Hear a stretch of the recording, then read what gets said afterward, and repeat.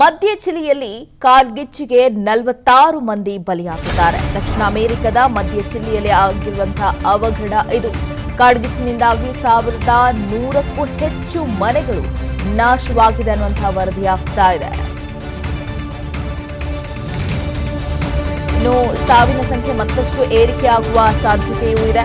ಕಾಡ್ಗಿಚ್ಚಿನಿಂದಾಗಿ ಸಾವಿರಾರು ನಿವಾಸಿಗಳನ್ನು ಸ್ಥಳಾಂತರ ಮಾಡಲಾಗಿದೆ. ಸುಮಾರು 19,770 ಎಕರೆ ಪ್ರದೇಶ ಬೆಂಕಿಗಾಹುತಿಯಾಗಿದೆ. ಇನ್ನು ಚಿಲಿಯ ಅಧ್ಯಕ್ಷ ಗೇಬ್ರಿಯಲ್ ಬೋರಿಕ್ ಅವರು ಕೂಡ ಮಾತನಾಡುವಂತಹ ಸಂದರ್ಭದಲ್ಲಿ ಈ ವಿಚಾರವನ್ನ ಹೇಳಿದ್ದಾರೆ. ಮತ್ತಷ್ಟು ಸಾವಿನ ಸಂಖ್ಯೆ ಹೆಚ್ಚಾಗಬಹುದು. ಇನ್ನು ಕಾಡುಗಳಲ್ಲಿ ಕೂಡ ಭಯಾನಕ ಬೆಂಕಿ ನಿರಂತರವಾಗಿ ಹರಡ್ತಾ ಇದೆ ಅಂತ ಅವರು ಹೇಳಿದ್ದಾರೆ.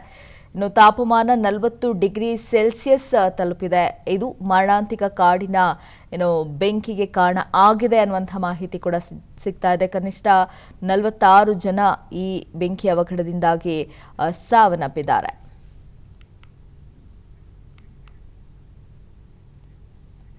ಮಧ್ಯ ಚಿಲಿಯಲ್ಲಿ ಕಾಲ್ಗಿಚ್ಚಿಗೆ 46 ಮಂದಿ ಬಲಿಯಾಗಿದ್ದಾರೆ. ದಕ್ಷಿಣ ಅಮೆರಿಕದ ಮಧ್ಯ ಚಿಲಿಯಲ್ಲಿ ಆಗಿರುವಂತಹ ಅವಘಡ ಇದು. ಕಾಡ್ಗಿಚ್ಚಿನಿಂದಾಗಿ 1100ಕ್ಕೂ ಹೆಚ್ಚು ಮನೆಗಳು ನಾಶವಾಗಿದೆ ಅನ್ನುವಂತಹ ವರದಿಯಾಗ್ತಾ ಇದೆ. ಇನ್ನು ಸಾವಿನ ಸಂಖ್ಯೆ ಮತ್ತಷ್ಟು ಏರಿಕೆಯಾಗುವ ಸಾಧ್ಯತೆಯೂ ಇದೆ. ಕಾಡ್ಗಿಚ್ಚಿನಿಂದಾಗಿ ಸಾವಿರಾರು ನಿವಾಸಿಗಳನ್ನು ಸ್ಥಳಾಂತರ ಮಾಡಲಾಗಿದೆ. ಸುಮಾರು 19,770 ಎಕರೆ ಪ್ರದೇಶ ಬೆಂಕಿಗಾಹುತಿಯಾಗಿದೆ. ಇನ್ನು ಚಿಲಿಯ ಅಧ್ಯಕ್ಷ ಗೇಬ್ರಿಯಲ್ ಬೋರಿಕ್ ಅವರು ಕೂಡ ಮಾತನಾಡುವಂತಹ ಸಂದರ್ಭದಲ್ಲಿ ಈ ವಿಚಾರವನ್ನ ಹೇಳಿದ್ದಾರೆ. ಮತ್ತಷ್ಟು ಸಾವಿನ ಸಂಖ್ಯೆ ಹೆಚ್ಚಾಗಬಹುದು. ಇನ್ನು ಕಾಡುಗಳಲ್ಲಿ ಕೂಡ ಭಯಾನಕ ಬೆಂಕಿ ನಿರಂತರವಾಗಿ ಹರಡ್ತಾ ಇದೆ ಅಂತ ಅವರು ಹೇಳಿದ್ದಾರೆ. ಇನ್ನು ತಾಪಮಾನ 40 ಡಿಗ್ರಿ ಸೆಲ್ಸಿಯಸ್ ತಲುಪಿದೆ. ಇದು ಮರಣಾಂತಿಕ ಕಾಡಿನ ಬೆಂಕಿಗೆ ಕಾರಣ ಆಗಿದೆ ಅನ್ನುವಂಥ ಮಾಹಿತಿ ಕೂಡ ಸಿಗ್ತಾ ಇದೆ. ಕನಿಷ್ಠ 46 ಜನ ಈ ಬೆಂಕಿ ಅವಘಡದಿಂದಾಗಿ ಸಾವನ್ನಪ್ಪಿದ್ದಾರೆ.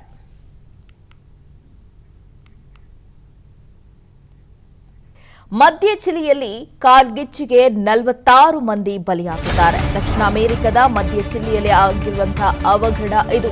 ಕಾಡ್ಗಿಚ್ಚಿನಿಂದಾಗಿ 1100ಕ್ಕೂ ಹೆಚ್ಚು ಮನೆಗಳು ನಾಶವಾಗಿದೆ ಅನ್ನುವಂತಹ ವರದಿಯಾಗ್ತಾ ಇದೆ. ಇನ್ನು ಸಾವಿನ ಸಂಖ್ಯೆ ಮತ್ತಷ್ಟು ಏರಿಕೆಯಾಗುವ ಸಾಧ್ಯತೆಯೂ ಇದೆ. ಕಾಡ್ಗಿಚ್ಚಿನಿಂದಾಗಿ ಸಾವಿರಾರು ನಿವಾಸಿಗಳನ್ನು ಸ್ಥಳಾಂತರ ಮಾಡಲಾಗಿದೆ. ಸುಮಾರು 19,770 ಎಕರೆ ಪ್ರದೇಶ ಬೆಂಕಿಗಾಹುತಿಯಾಗಿದೆ. ಇನ್ನು ಚಿಲಿಯ ಅಧ್ಯಕ್ಷ ಗೇಬ್ರಿಯಲ್ ಬೋರಿಕ್ ಅವರು ಕೂಡ ಮಾತನಾಡುವಂತಹ ಸಂದರ್ಭದಲ್ಲಿ ಈ ವಿಚಾರವನ್ನ ಹೇಳಿದ್ದಾರೆ. ಮತ್ತಷ್ಟು ಸಾವಿನ ಸಂಖ್ಯೆ ಹೆಚ್ಚಾಗಬಹುದು. ಇನ್ನು ಕಾಡುಗಳಲ್ಲಿ ಕೂಡ ಭಯಾನಕ ಬೆಂಕಿ ನಿರಂತರವಾಗಿ ಹರಡ್ತಾ ಇದೆ ಅಂತ ಅವರು ಹೇಳಿದ್ದಾರೆ. ಇನ್ನು ತಾಪಮಾನ 40 ಡಿಗ್ರಿ ಸೆಲ್ಸಿಯಸ್ ತಲುಪಿದೆ.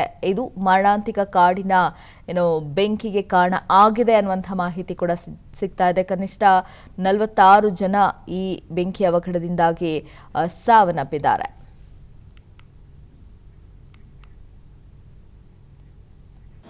ಅನುಕ್ಷಣದ ಸುದ್ದಿಗಳಿಗಾಗಿ ವಿಸ್ತಾರ ನ್ಯೂಸ್ ಯೂಟ್ಯೂಬ್ ಚಾನೆಲ್ ಸಬ್ಸ್ಕ್ರೈಬ್ ಮಾಡಿ.